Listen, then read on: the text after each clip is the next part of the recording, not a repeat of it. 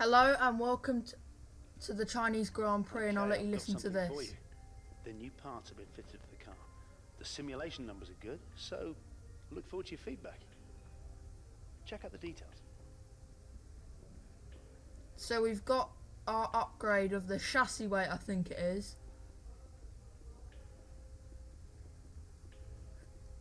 So our car should be quite a lot quicker, not too much difference, but it should be pretty quick. Hamilton and Daniel Ricciardo. Those practice results, we've perfected every practice program that there was. It was relatively easy. The only one we didn't perfect was the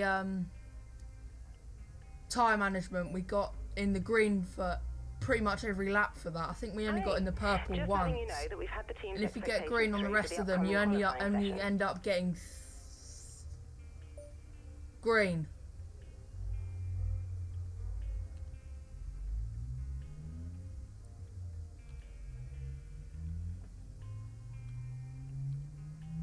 So we're going to make the drag barge boards upgrade to prevent drag on like straights and things like that. And after that, I think we might upgrade the fuel efficiency because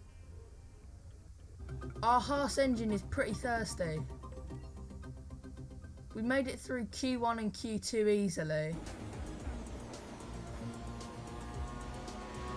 There's our Q2 result. Got 6th in the end. Qualifying is complete and we're all set for an exciting race tomorrow. Your top. And now onto the shootout for pole position. I doubt we'll be going for pole position because we're in a Haas, so probably somewhere around 8th, maybe. This is our rivalry. We're still losing the rivalry just. Our driver position in the team has rocketed up into the purple, which means that you're. Hi, it's Emma here. Just wanted to let you know what the team are hoping for in the race. So that's our objectives for the race. And if, like I was saying, if you get in the purple, then you're close to getting promoted to #1 driver if you stay there for a few races. Like maybe by Barcelona I might be #1 driver. You never know.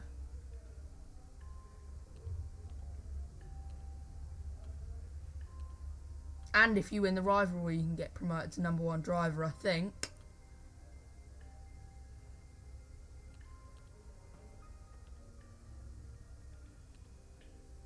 So here we go to the Chinese Grand Prix, and I actually did turn on formation lap for this one. Because I forgot to for the last few races. And it's actually raining. Ingenuity and ambition. All things you'll find in abundance amongst the 15 million people of Shanghai over there to our south. This is going to be a difficult race. It'll be very interesting if it turns dry though. Give or take, chomping at the bit to be unleashed for the Chinese Grand Prix. Tyre wear will be pretty low in the wet because the tyre wear is a circuit then, a 16-corner high-speed thrill ride. The long and ever-tightening right-hander at turns 1 and 2 tests a driver's patience, and the flat, open to the elements location, test their skill. There's a track tour done, and like I said, will assist passing and overtaking the tyre wear is not going to be that low. It's going to be pretty low because the tyre wear in the wet is normally pretty low because the tyre temperatures are normally very low, which means less wear because the less loads going through the tyre. So that's how that works. Yeah, that's right. I didn't last that long though, unfortunately. Qualifying had gone pretty well, but the brakes failed quite early in the race, around lap 10 or 11, something like that. We're almost ready to go then, and this. Yeah, there we go. One stop. I said the tyre wear would be pretty low. Although it says it's going to turn dry very soon after the start. So, interesting because people might start pitting early so they can get fresh tyres until the rain ends, and people might be on extremely warm tyres. And the people quicker and faster tyres will be catching them up. And this is the formation lap, which I just said I turned on for this race. We're coming to the end of our formation lap, reforming the grid for the race start. So here we come to our grid slot, P5, believe we got.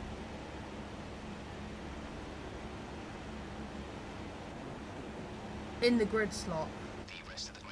Now we're just waiting for other cars to go enter their grid slot whilst our tyres and brakes are turning extremely cold, and whilst we're just waiting for everyone.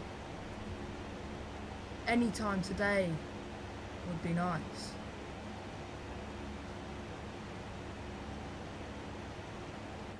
Okay, here we go for the race start. 1 light, 2 lights, 3 lights, 4 lights, 5 lights. And away we go for the Chinese Grand Prix, and it's an alright start. It wasn't amazing, but apparently the AI got off to not so great starts. We're going to go up the inside of Raikkonen and Verstappen, or it was Ricciardo. I think it was Verstappen though. Now it's the two Mercedes in front of us now. We go up the inside of Rosberg in that corner, lose the back end slightly, and he's retaking the position, and we're not going to overtake, we won't take any risks early because of the simulation damage, which is very sensitive to damage, so we don't want to be risking anything in the early parts of the race.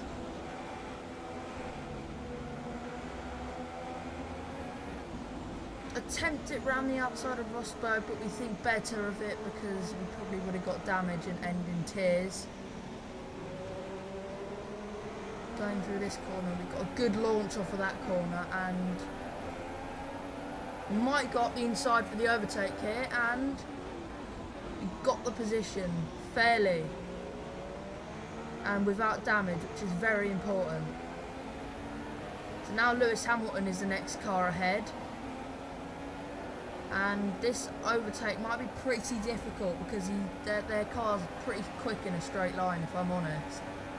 But we've got the slipstream, so we should be quicker in the straight line. We try and outbrake him, and we've hit him and lost part of our front wing. So we're going to have to come back into the pits, fit a new set of intermediate tyres and drop down to dead last, which is always amazing. Almost went in the gravel then. That would have dented our chances of getting very solid points in this race even more, but I'm not even sure we're going to get points in this race, if I'm honest, because we're last and we haven't even pulled into our... We haven't even made our pit stop yet. And we've got a front wing change as well, so that we're going to drop well behind 21st place, but 7.6 seconds, very quick for a front wing change and a pit stop. So we're going to try and catch the cars ahead, and our teammate is out of the race. Don't know what for, but we're going to see now on the replays. This is us scrolling ahead to go find Roman, and he's ahead of us. It looks like he's got an engine failure, because no one's made contact with him, so he must have blown up his engine. Can't even find my teammate. Here we go, so we're on board with him now. I'm going to get a shot from behind the car, see if it was an engine failure that put him out of the race. And he's blown up his engine. That's gonna cost us in the constructors standings, because he was in a very strong position and could potentially have got points in this race if he'd moved a bit further forward. Now we've got to do the works all by ourselves now, because Roman's car has unluckily failed on him. Everyone's going slowly. The replay of the overtake on the Renault. It's fair if I'm honest. He ran himself out of road. Fastest lap of the race there. That was the fastest lap of the race. And now we're on the charge for the car ahead. Take a very odd line through turn 1 and it's actually paid off very well. We hang it round the outside of Harrianto and we've got the move done round the outside. Very nice move, if I'm honest. I thought it might have ended in tears at the time, but so close to the Force India there. We could have had to pit again and lost even more time if we'd hit the back of that Force India of Hulkenberg. He broke very early. So close. It might not look it there, but trust me, I was scared because I was going to lose my front wing, I thought at the time, but wasn't too close looking at the replays. We try and go round the outside of Hulkenberg. No, not enough room, but we go up the inside and we've got the move done almost. Hanging it up the inside is Hulkenberg. We put the hand up in frustration and we've made the move. Up into... We're just going to have a replay if that was a fair move or not. Getting the behind the cut TV far chase cam shot, and I think that was pretty fair, if I'm honest. I may have squeezed him a bit, but it's fair, and we've moved up a position, and we're after the Sauber now of Felipe Nasser. We should catch him pretty quickly because he's in a very slow car. We hang it round the outside again. We love to make moves stick round the outside in this race, it seems.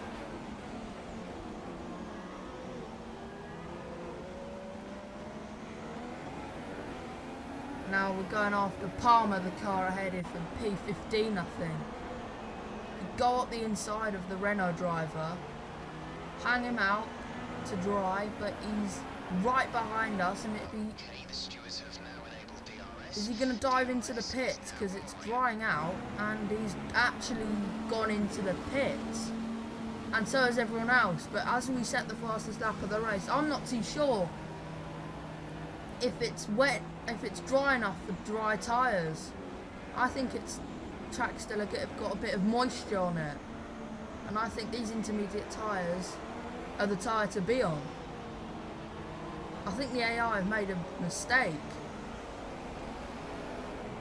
for once, and it appears not. Apparently it's probably both you could be on both tyre, either tyre at the minute. You go into the pits for a set of medium tyres to get us later on to get us further in the race. Just slow down for the pit limiter. So we're going to go onto the medium tyres, like I said, to go further on in the race and maybe stick a set of softs on if we can make them go far enough. But I reckon we'll go on to another set of mediums after. A very slick stop from the Haas boys. Wasn't too quick, but got us out in some clean air, which is vital so we don't overheat these tyres and damage the car. But Palmer's jumped us, so maybe the dry tyres was the tyre to be on, and the AI made an extremely smart move. The fastest lap of the race has been set, and we got the inside of Palmer. Make the move stick, just, and that's another position we've moved up into P15 now, I think. Negotiate the final corner, and he's going to come back at us with DRS because DRS is enabled, don't forget, now that it's dry.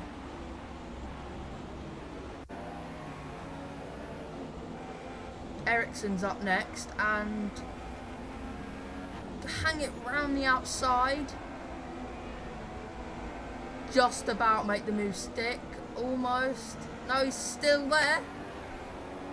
Still there. He backs off because there would have been an almighty crash if he'd held it round the outside there, so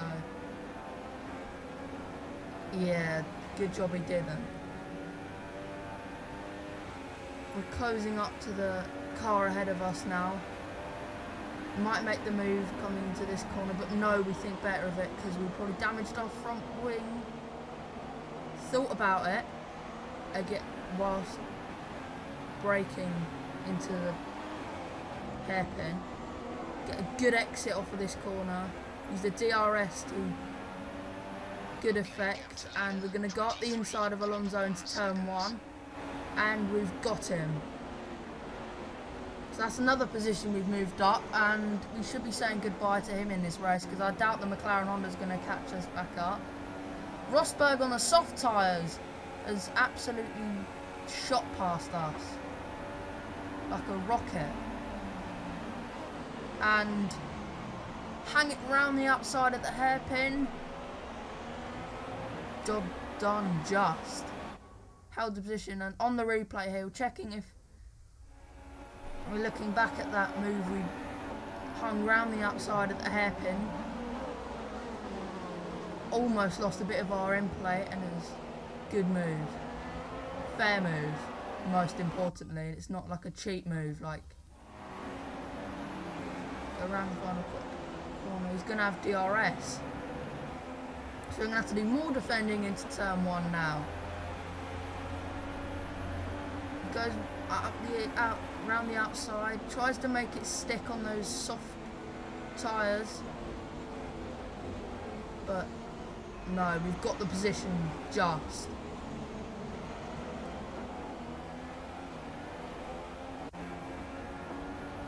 Starting on back to the straight again, we've got DRS on Perez, but that Mercedes is just extraordinarily quick in a straight line.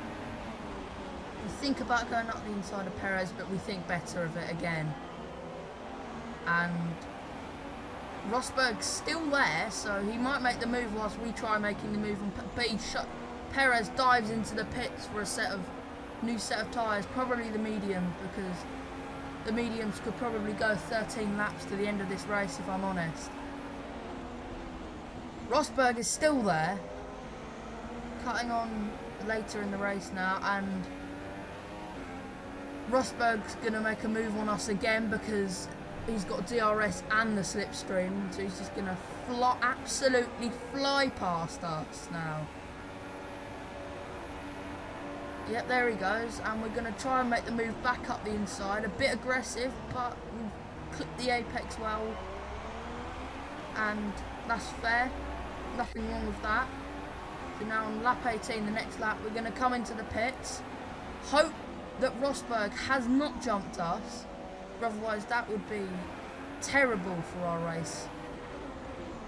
And most importantly, pretty crucial, because we need some points. We need to get some points on the board in this championship, because if you remember, Australia we finished 11th after dropping out of the points, and Bahrain we got shafted by Lewis Hamilton halfway through the race. Sorry if I spoiled it, by the way, and if you haven't watched the other episodes, but we come out behind Carlos Sainz. So unless Carlos Sainz has stuck it out on those tyres for ages, but he's gone now. I think he's behind Rosberg, but Rosberg's all over us again. We're on equal tyres, both on the mediums. He goes up the inside, try and hang it round the outside, but brake and get that unusual line we overtook Haryanto with, and it's worked very well. I recommend that line if you're going to try and overtake people at the first corner. Rosberg goes up or inside. We tried the switchback, getting a fantastic exit of the last corner. Go up the inside. This is fantastic racing between the two of us. Hang him out, and his engine's failed. Rosberg is out. How unlucky can you get in this race? There's been 3 engine failures in this race. Grosjean, Raikkonen, which I didn't show because there wasn't much point, because he was anywhere near anybody. and now Rosberg. Held up signs a bit, which is good for us because that might secure us P6 for this Chinese Grand Prix. Come over the line and get our first points of the season. You did really well. Get in. Driving.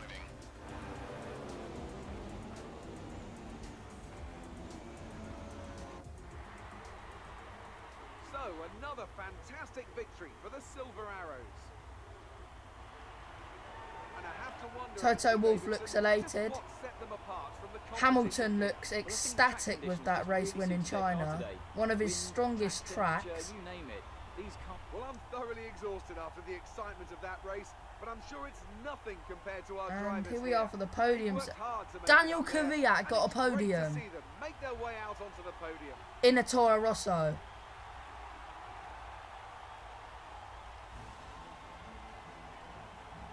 GG. Very nice drive from Daniel Kvyat.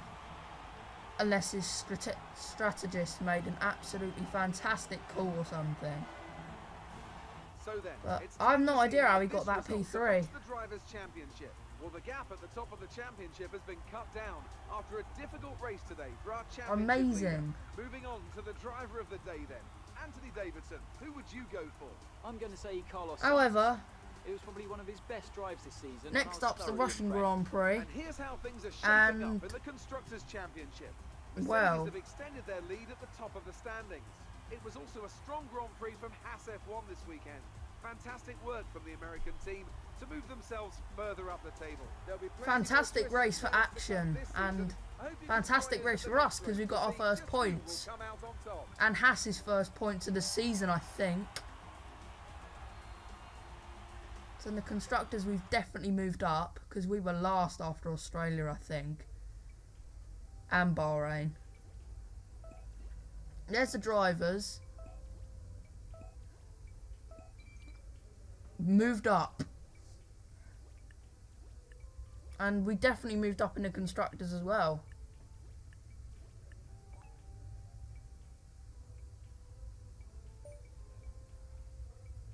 Here's the rivalry now. We're so close to winning this rivalry now.